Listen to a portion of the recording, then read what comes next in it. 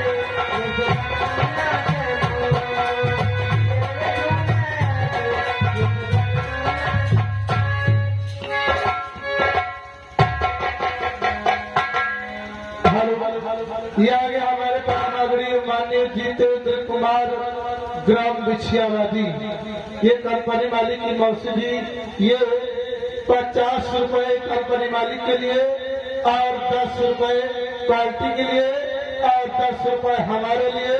Party हार्दिक स्वागत करती है।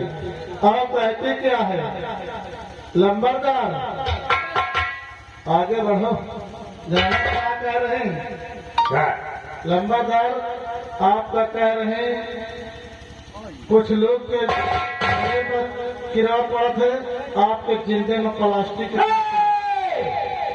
अगर आपने किया कोई भी आवाज उठाएगा तो राम कसम झूठ न बोला भरे चौराहे पे खड़ा करके गोली मारूंगा। चौराहे पर